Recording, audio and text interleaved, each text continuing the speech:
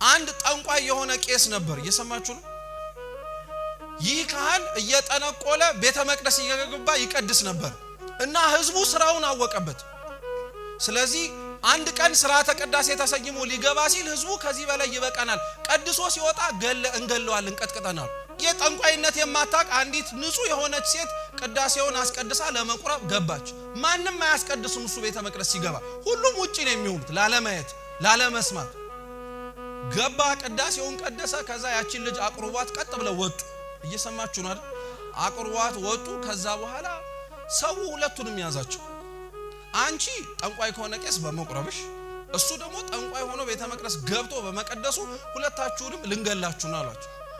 ልጅቷ ምንም ስለማታውቅ ዝም አለች ያ ቄስ ግን ቢያንስ ከመግደላችሁ በፊት አንድ ድል ስጡኝ ምን እንደሆነ ቢያንስ ልንገራችኋል አዎ ጠንቋይ ነኝ እኔ ያለ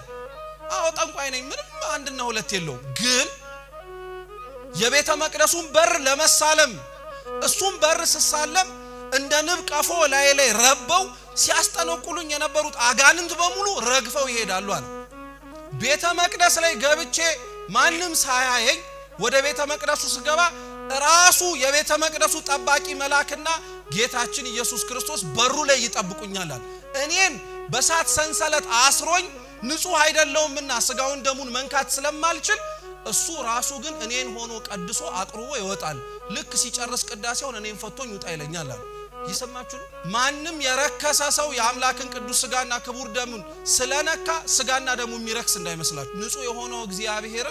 ቆሻሻ የሆኑ በኃጢአት ያደፉ ሰዎች ላይ ክብሩን ስለገለጠ እግዚአብሔር ይረክሳል ማለት አይደለም ቅዱስ ስጋውና ክቡር ደሙ ክብሩ ዝቅ ይላል ማለት አይደለም